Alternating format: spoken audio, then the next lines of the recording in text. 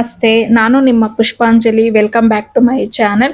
ಇನ್ನು ಇದು ಬಂದು ನಮ್ಮ ವೆಕೇಶನ್ 8th ಡೇ ಆಗಿರತ್ತೆ. ಸೊ ಇದು ಲಾಸ್ಟ್ ವ್ಲಾಗ್ ಆಗಿರತ್ತೆ. ಅಂದರೆ ವೆಕೇಶನ್ ವ್ಲಾಗು ಇದೆ ಫೈನಲ್ಲು. ಫಸ್ಟು ಹಾಕೋದು ಬೇಡ, ಎಲ್ಲರಿಗೂ ಬೋರ್ ಆಗ್ತಿದೆಯೇನೋ ಅಂತ ಹೇಳಿ ಯೋಚನೆ ಮಾಡಿದೆ. ಬಟ್ ಅದು ಒಂದು ಕಂಟಿನ್ಯೂಟಿ ಇರಲಿ ಅಂತ ಹೇಳಿಬಿಟ್ಟು ಹಾಗಾಗಿ ಯೋಚನೆ ಮಾಡಿ ಹಾಕ್ತಾ ಇದ್ದೀನಿ. ಸೊ ಇನ್ನು ಅವತ್ತು ನಾವು ನುಬ್ರಾ ವ್ಯಾಲಿಯಿಂದ ಪ್ಯಾಂಗಾಂಗ್ ಲೇಕ್ ನೋಡೋಣ ಅಂತ ಅಂದ್ಬಿಟ್ಟು ಹೊರಟಿದ್ದು. ಸರಿ, ಆನ್ ದ ವೇ ಹೋಗ್ತಾ ಹೋಗ್ತಾ ಸ್ವಲ್ಪ ರೋಡ್ ಎಲ್ಲ ಚೆನ್ನಾಗಿರ್ಲಿಲ್ಲ. ಆಮೇಲೆ ಮುಂದೆ ಸ್ವಲ್ಪ ತುಂಬಾನೇ ಚೆನ್ನಾಗಿತ್ತು ರೋಡು. ಇನ್ನು ನಮ್ಮ ಮನೆಯವ್ರಿಗೆ ಸ್ವಲ್ಪ ಡ್ರೈವಿಂಗ್ ಅಂದರೆ ತುಂಬಾನೇ ಇಷ್ಟಪಡ್ತಾರೆ. ಅವ್ರಿಗೆ ಲಾಂಗ್ ಡ್ರೈವ್ ಹೋಗೋದು ಅದೆಲ್ಲ ತುಂಬಾ ಇಷ್ಟ. ಸೊ ಹಾಗಾಗಿ ಡ್ರೈವರ್ಗೆ ಹೇಳಿದ್ರು, ಇಲ್ಲ ನಾನು ಒಂದು ಸ್ವಲ್ಪ ಹೊತ್ತು ಡ್ರೈವ್ ಮಾಡ್ತೀನಿ ಅಂತ ಹೇಳಿ. ಸೊ ಅವರು ಸ್ವಲ್ಪ ರೋಡು ಚೆನ್ನಾಗಿಲ್ಲದೆ ಇರೋ ಹತ್ರ ಬೇಡ, ಯಾಕಂದರೆ ನೀವು ಎಷ್ಟೇ ಚೆನ್ನಾಗಿ ಡ್ರೈವ್ ಮಾಡಿದ್ರು ಇದು ಏರಿಯಾ ಎಲ್ಲ ಸ್ವಲ್ಪ ಹೊಸದಲ್ವಾ, ರೋಡ್ಸು ನಿಮ್ಗೊಂದು ಐಡಿಯಾ ಇರೋದಿಲ್ಲ. ಮುಂದೆ ಹೋದರೆ ನಿಮಗೆ ಒಂದು ಸ್ವಲ್ಪ ಚೆನ್ನಾಗಿರೋ ರೋಡ್ ಬರುತ್ತೆ, ಅಲ್ಲಿ ಕೊಡ್ತೀನಿ ಅಂತ ಹೇಳಿ ಅಲ್ಲಿ ಮುಂದೆ ಸ್ವಲ್ಪ ಚೆನ್ನಾಗಿತ್ತು. ಸೊ ಅಲ್ಲಿ ಕೊಟ್ಟರು, ಅವರೇ ಡ್ರೈವ್ ಮಾಡಿದ್ರು. ಆ್ಯಕ್ಚುಲಿ ಅವ್ರು ಕಂಪ್ಲೀಟಾಗಿ ಅವರೇ ಡ್ರೈವ್ ಮಾಡ್ಕೊಂಡು ಹೋದ್ರು. ಬಟ್ ಅಲ್ಲಿ ಚೆಕ್ ಪೋಸ್ಟ್ ಇರುತ್ತಲ್ವ, ಸೊ ಅಲ್ಲಿ ಎಲ್ಲ ಆರ್ಮಿಯವರು ಫುಲ್ಲು ಇರ್ತಾರೆ. ಸೊ ಅದು ಅಲ್ಲಿವರೆಗೂ ಬಿಟ್ಬಿಡಿ, ಆಮೇಲೆ ನಾನೇ ಡ್ರೈವ್ ಮಾಡ್ತೀನಿ ಅಂದರು. ಇವ್ರು ಕೇಳಲೇ ಇಲ್ಲ. ಬಟ್ ಸ್ವಲ್ಪ ಹಿಂದೆನೇ ಆಮೇಲೆ ಸರಿ ಸುಮ್ಮನೆ ಪ್ರಾಬ್ಲಮ್ ಆಗಬಾರ್ದಲ್ವ ನಮ್ಮಿಂದ ಅಂತ ಹೇಳಿ ಕೊಟ್ಟರು. ಇನ್ನು ಆನ್ ದ ವೇ ಹೋಗ್ತಾ ಹೋಗ್ತಾ ನಾವು ತುಂಬ ಅಂದರೆ ಯಾಕಂತ ಹೇಳ್ತೀವಲ್ವ ಅದನ್ನೆಲ್ಲ ನೋಡಿದ್ವಿ. ತುಂಬಾ ಚೆನ್ನಾಗಿತ್ತು ಅವನ್ನೆಲ್ಲ ನೋಡೋದಕ್ಕೆ.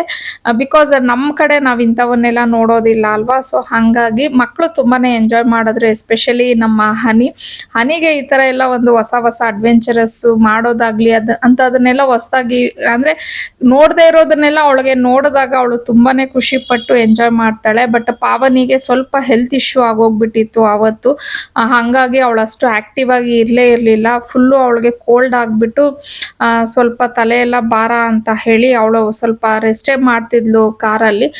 ಮತ್ತು ಇನ್ನೊಂದು ಏನಂದರೆ, ನನಗೂ ಮತ್ತು ಪಾವನಿ ಇಬ್ಬರು ನಾವು ಓಮ್ ಸಿಕ್ ಆಗೋಗ್ಬಿಟ್ಟಿದ್ವಿ. ಅಂದರೆ ಯಾವಾಗ ನಮ್ಮ ಮನೆಗೆ ಹೋಗ್ತೀವಪ್ಪ ಅನ್ನೋ ಥರ ಆಗೋಗ್ಬಿಟ್ಟಿದ್ವಿ ನಾವಿಬ್ಬರು. ಬಟ್ ಇವರಿಬ್ರು ಇದ್ದಾರಲ್ಲ, ಅಪ್ಪ ಮಗಳು, ಹನಿ ಮತ್ತು ನಮ್ಮ ಮನೆಯವರು ಸಿಕ್ಕಾಪಟ್ಟೆ ಎಂಜಾಯ್ ಮಾಡ್ತಾಯಿದ್ರು. ಅವ್ರಿಗೆ ಇನ್ನೂ ಒಂದು ವಾರ ಇಲ್ಲೇ ಇರೋಣ ಅನ್ನೋ ಥರ ಅವ್ರ ಪ್ಲ್ಯಾನ್ ಇತ್ತು.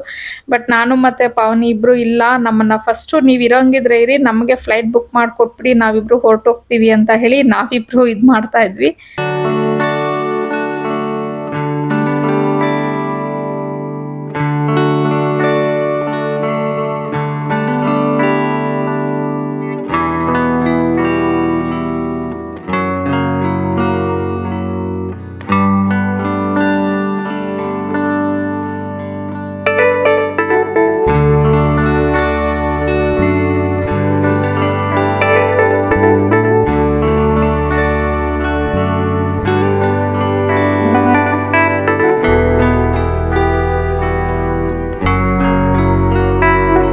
ನಮಸ್ತೆ, once again welcome back to my channel.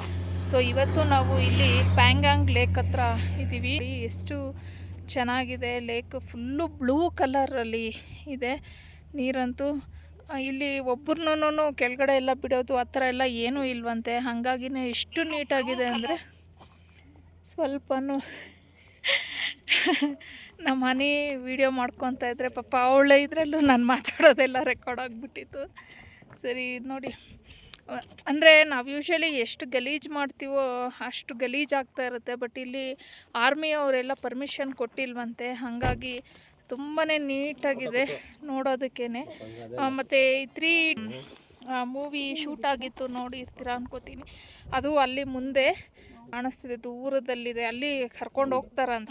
So ಅಲ್ಲಿ ಹೋದಾಗ ಅಲ್ಲಿಯೂ ನಾನು ಶೂಟ್ ಮಾಡ್ಕೊತೀನಿ.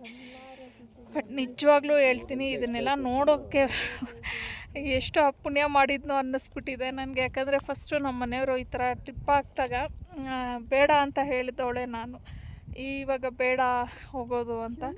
ಬಟ್ ಇವಾಗ ಇವನ್ನೆಲ್ಲ ನೋಡಿದ್ರೆ ನಾನು ಬರದೇ ಇದ್ದಿದ್ರೆ ಎಷ್ಟು ಮಿಸ್ ಆಗ್ತಿದೆ ಅಂತ ಹೇಳಿ ಅನ್ನಿಸ್ತಾ ಇದೆ. ತುಂಬಾ ಥಂಡಿ ಇದೆ ಇಲ್ಲಿ.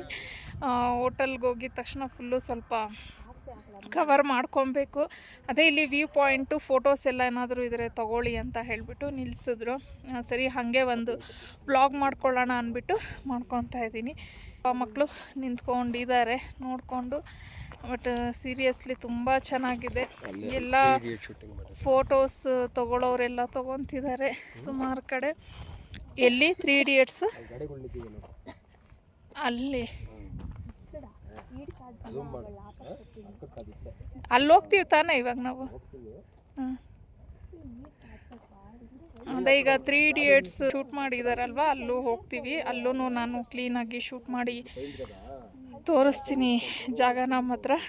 ನಿಜವಾಗ್ಲೂ ನಮಗೆ ಅಂದರೆ ಈಗ ಫಾರಿನ್ನಲ್ಲೇ ಇಷ್ಟು ಚೆನ್ನಾಗಿರುತ್ತೆ ಅಂತೆಲ್ಲ ಹೇಳ್ತಿರ್ತಾರೆ. ಬಟ್ ನಮ್ಮ ಇಂಡಿಯಾದಲ್ಲಿ ಇಷ್ಟು ಒಳ್ಳೆ ಪ್ಲೇಸ್ ಇದೆ ಅಂತಂದರೆ ನಿಜವಾಗ್ಲೂ ನಾವೆಷ್ಟು ಲಕ್ಕಿ ಅಂತ ಹೇಳಿ ಅಂದ್ಕೊಬೇಕು.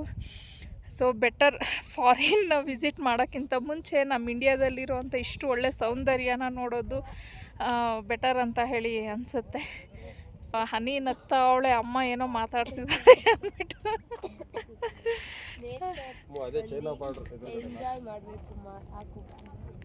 ನನ್ನ ಮಗಳು ನೇಚರ್ಗೆ ಬಂದಿದೆ, ಎಂಜಾಯ್ ಮಾಡಿ.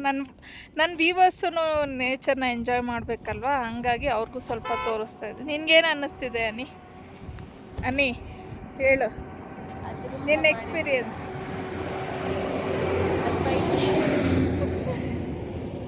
ನಿನ್ನ ಎಕ್ಸ್ಪೀರಿಯನ್ಸ್ ಹೇಳನಿ.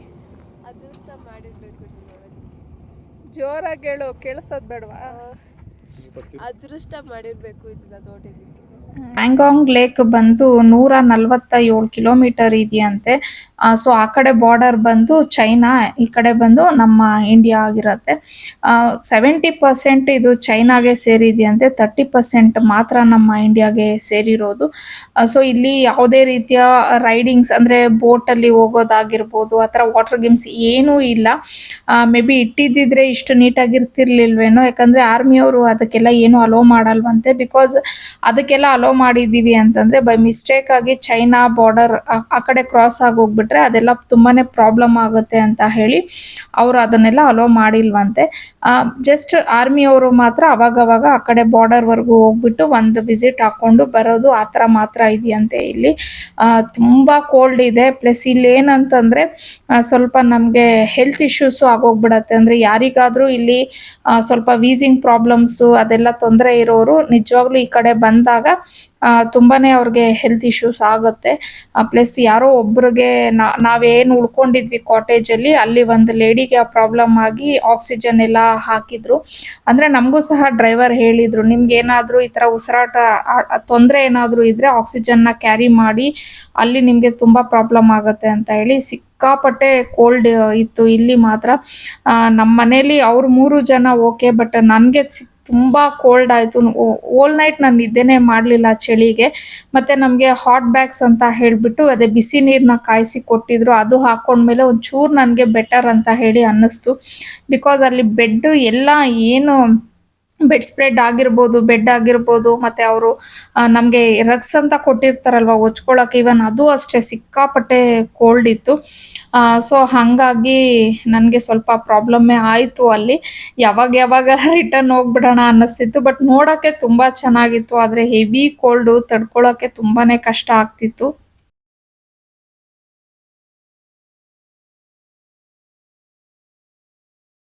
ಇಲ್ಲಿ 3 ಇಡಿಯಟ್ಸ್ ಮೂವಿ ಇದೆ ಅಲ್ವಾ, ಅದು ಶೂಟ್ ಎಲ್ಲ ಮಾಡಿದ್ರು.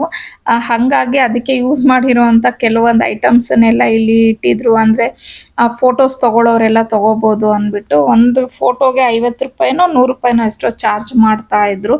ಸೊ ಕೆಲವರೆಲ್ಲ ಇಂಟ್ರೆಸ್ಟ್ ಇರೋರು ತೊಗೊತಾ ಇದ್ರು. ಪ್ಲಸ್ ಅಲ್ಲೂ ಪಾಪ ಲೋಕಲಲ್ಲಿರೋರ್ಗೆ ಏನೋ ಒಂದು ಕೆಲಸ ಬಿಸ್ನೆಸ್ ಆಗಲೇಬೇಕಲ್ವಾ, ಅಲ್ಲಿ ಟೂರಿಸ್ಟ್ ಬಂದು ಈ ಥರ ಎಲ್ಲ ಮಾಡಿದ್ರೇ ಅವ್ರಿಗೆ ಏನೋ ಆಗೋದು.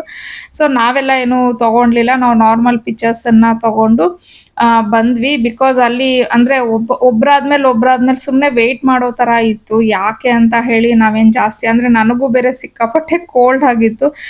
ಹಾಗಾಗಿ ನಾವು ಅಲ್ಲಿ ಅದೊಂದೆಲ್ಲ ಏನು ಪಿಕ್ಚರ್ಸ್ ತೊಗೊಂಡ್ಲಿಲ್ಲ, ನಾರ್ಮಲ್ ಪಿಕ್ಚರ್ಸ್ನೆಲ್ಲ ಒಂದು ಸ್ವಲ್ಪ ತೊಗೊಂಡು ನಾವು ಅಗೇನ್ ಕಾಟೇಜ್ಗೆ ಹೊರಟ್ವಿ. ನೆಕ್ಸ್ಟ್ ಡೇ ನಾವು ಲೇಗೆ ಹೋಗ್ಬೇಕಿತ್ತು. ಸೊ ಆನ್ ದ ವೇ ಹೋಗ್ತಾ ಇಲ್ಲಿ ಸ್ವಲ್ಪ ಹೊತ್ತು ಆಟ ಆಡೋಣ ಅಂತ ಅಂದ್ಬಿಟ್ಟು ಐಸ್ ಎಲ್ಲ ಇತ್ತಲ್ವ ಅಲ್ಲಿ ಆಡಲಿಕ್ಕೆ ಅಂತ ಹೇಳಿ ಹೋದ್ವಿ. ಇನ್ನು ಪಾವನಿನ ನಾನು ಹಲೋ ಮಾಡಲಿಲ್ಲ, ಅವಳಿಗೆ ಸಿಕ್ಕಾಪಟ್ಟೆ ಫುಲ್ಲು ಮೂಗೆಲ್ಲ ಬ್ಲಾಕ್ ಥರ ಆಗೋಗಿ ತಲೆ ಎಲ್ಲ ಫುಲ್ಲು ಅವಳಿಗೆ ಭಾರ ಆಗೋಗ್ಬಿಟ್ಟಿತ್ತು.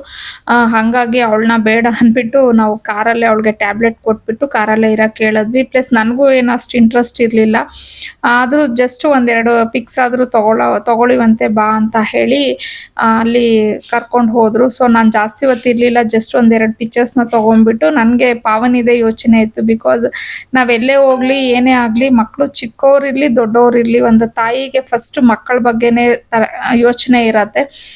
ಹಾಗಾಗಿ ಸೊ ಇವ್ರು ಎಂಜಾಯ್ ಮಾಡಲಿ ಅಂತ ಅಂದ್ಬಿಟ್ಟು ನಾನು ಒಂದು ಸ್ವಲ್ಪ ಹೊತ್ತು ಇದ್ಬಿಟ್ಟು ಹೊರಟ್ಬಿಟ್ಟೆ. ಅಂದರೆ ನಮ್ಮ ಕಾರು ಸಹ ಅಲ್ಲೇ ನಿಲ್ಲಿಸಿದ್ವಿ. ಯಾಕಂದರೆ ನನಗೊಂದು ಸ್ವಲ್ಪ ಭಯ ಇದ್ದೇ ಇತ್ತು, ಮಗು ಒಬ್ಬಳೇ ಇದ್ದಾಳೆ ಕಾರಲ್ಲಿ ಅಂತ ಹೇಳಿ. ಹಾಗಾಗಿ ನಾವು ಎಲ್ಲಿ ಆಡೋಕ್ಕೆ ಅಂತ ಹೋದ್ವು ಅಲ್ಲಿ ಆಪೋಸಿಟೇ ಕಾರ್ನ ನಿಲ್ಲಿಸಿ ಜಸ್ಟ್ ಒಂದೆರಡು ಪಿಕ್ಸ್ನ ತೊಗೊಂಡು ನಾನು ಹೊರಟೆ. ಇನ್ನು ಈ ಒಂದು ಬ್ಲಾಗಲ್ಲಿ ನಾನು ಹಾಕ್ಕೊಂಡಿರೋವಂಥ ಡ್ರೆಸ್ಸಸ್ ಬಂದು ಫಸ್ಟು ಅಂದರೆ ನಾನು ಪ್ಯಾಂಗಾಗ್ ಲೆಕ್ಗೆ ಹಾಕ್ಕೊಂಡಿದ್ದು ಟಾಪು ಮತ್ತು ಜೀನ್ಸ್ ಎರಡು ಹಳೆಯದೇನೆ. 1 ಇಯರ್ ಬ್ಯಾಕ್ ಅನಿಸುತ್ತೆ, 1 ಇಯರ್ ಏನಿಲ್ಲ, ಒಂದು 6 ಮಂತ್ಸ್ ಆಗಿತ್ತೇನೋ. ಪ್ಯಾಂಟ್ ತುಂಬ ದಿನ ಆಗಿತ್ತು. ಆ ಟಾಪ್ ನಾನು ಮೆಟ್ರೋದಲ್ಲಿ ಹೋದಾಗ ತೊಗೊಂಡಿದ್ದೆ. ಇನ್ನು ಹನಿ ಮತ್ತು ಪಾವನಿದು ಅವರಿಬ್ಬರದು ಎಲ್ಲನೂ ಹೊಸದೇ. ಅವರಿಬ್ಬರದು ಎಲ್ಲ ಕಮರ್ಷಿಯಲ್ ಸ್ಟ್ರೀಟಲ್ಲಿ ತೊಗೊಂಡಿದ್ದಿದೆ. ಇನ್ನು ನಾವೇನು ಈ ಒಂದು ಬ್ಲಾಗಲ್ಲಿ ಓವರ್ ಕೋಟ್ಸ್ ಲಾಂಗ್ದು ಹಾಕ್ಕೊಂಡಿದ್ವಲ್ಲೋ ಅದೆರಡು ಲೇಯಲ್ಲಿ ತೊಗೊಂಡ್ವಿ, ತುಂಬ ಕೋಲ್ಡ್ ಇರುತ್ತೆ ಅಂತ ಹೇಳಿ. ಬಿಕಾಸ್ ಈ ಥರದ್ದು ನಮಗೆ ಸರೋಜಿನಿ ಮಾರ್ಕೆಟಲ್ಲಿ ಸಿಗಲಿಲ್ಲ ಅಷ್ಟೇ. ಇನ್ನು ಅದಾದಮೇಲೆ ಈ ಒಂದು ಇದರಲ್ಲಿ ನಾನು ಏನು ಫ್ರಾಕ್ ಹಾಕ್ಕೊಂಡಿದ್ದೀನಿ ಇದು ಬಂದು ಆರ್ನಿ ಕಲೆಕ್ಷನಲ್ಲೇ ತೊಗೊಂಡಿದ್ದು. ತುಂಬ ಚೆನ್ನಾಗಿದೆ. ಆ್ಯಕ್ಚುಲಿ ಆರ್ನಿ ಕಲೆಕ್ಷನ್ಸಲ್ಲಿ ನಾನು ಏನು ಫ್ರಾಕ್ಸ್ನ ಹಾಕ್ತಿದ್ದೀನಿ ನಿಜವಾಗ್ಲೂ ಎಲ್ಲ ಚೆನ್ನಾಗಿದೆ, ಒಂದಕ್ಕಿಂತ ಒಂದು ಅಂತಲೇ ಹೇಳ್ಬೋದು. ಕ್ವಾಲಿಟಿ ಹೆಚ್ಚು ಕಮ್ಮಿ ಒಂದೇ ಬರುತ್ತೆ, ಬಟ್ ಡಿಸೈನ್ಸು ಕಲರ್ಸು ಸ್ವಲ್ಪ ಸ್ವಲ್ಪ ಡಿಫ್ರೆಂಟ್ ಆಗಿದೆ. ನೋಡಿ ಮಾಡಿನೇ ತರಿಸ್ತಾ ಇದ್ದೀನಿ. ತುಂಬ ಕಂಫರ್ಟೇಬಲ್ ಆಗಿ ತುಂಬಾ ಚೆನ್ನಾಗಿದೆ. ಸೊ ಗೊತ್ತಿಲ್ಲದೆ ಇರೋರು ಆರ್ನಿ ಕಲೆಕ್ಷನ್ ಅಂತ ಹೇಳಿ ಒಂದು ಯೂಟ್ಯೂಬ್ ಚಾನಲ್ಲು ನಾನು ಓಪನ್ ಮಾಡಿದ್ದೀನಿ, ಮತ್ತು ಇನ್ಸ್ಟಾಗ್ರಾಮು ಫೇಸ್ಬುಕ್ ಪೇಜ್ ಎಲ್ಲ ಇದೆ. ನೀವು ಅಲ್ಲಿ ನೋಡ್ಕೋಬೋದು ಬೇಕಾದರೆ. ಬಟ್ ಕೆಲವೊಂದು ಫ್ರಾಕ್ಸ್ ಆಲ್ರೆಡಿ ಸ್ಟಾಕ್ ಔಟ್ ಆಗಿದೆ, ಹೊಸ ವಸ್ತು ಮತ್ತೆ ರೀಸ್ಟಾಕ್ ಮಾಡಿಸ್ತಾ ಇದ್ದೀವಿ, ಅಲ್ಲಿ ಬೇಕಾದರೆ ಚೆಕ್ ಮಾಡಿ. ಅದಾದಮೇಲೆ ನಾವು 3 Idiots ಮೂವಿನ ಶೂಟ್ ಮಾಡಿದ್ರಲ್ವ ಆ ಪ್ಲೇಸ್ಗೆಲ್ಲ ಹೋಗಿ ಅಲ್ಲೂ ಸ್ವಲ್ಪ ಹೊತ್ತೆಲ್ಲ ನೋಡಿ ಪಿಕ್ಚರ್ಸ್ನ ತೊಗೊಂಡು ಬಂದ್ವಿ. ಸೊ ಇನ್ನು ಫೈನಲಿ ಈ ವ್ಲಾಗ್ನ ಇಲ್ಲಿಗೆ ಎಂಡ್ ಮಾಡ್ತಾ ಇದ್ದೀನಿ. ಐ ಹೋಪ್ ನಿಮಗೆ ಇಷ್ಟ ಆಗಿರತ್ತೆ ಅನ್ಕೋತೀನಿ. ಇಷ್ಟ ಆಗಿದ್ರೆ ಪ್ಲೀಸ್ ಲೈಕ್ ಮಾಡಿ, ಶೇರ್ ಮಾಡಿ, ಕಮೆಂಟ್ ಮಾಡಿ. ಹಾಗೆ ಸಬ್ಸ್ಕ್ರೈಬ್ ಮಾಡ್ದಿರಾ ನೋಡ್ತಿದ್ರೆ ಸಬ್ಸ್ಕ್ರೈಬ್ ಮಾಡಿಕೊಂಡು ನೋಡಿ. ಇನ್ನು ನೆಕ್ಸ್ಟ್ ನನ್ನ ವ್ಲಾಗ್ಸ್ ನಾವು ಅಲ್ಲಿಂದ ರಿಟರ್ನ್ ಬಂದಿದ್ದು ಬ್ಯಾಂಗ್ಳೂರ್ಗೆ, ಅದೇ ವ್ಲಾಗ್ಸ್ ಇರತ್ತೆ.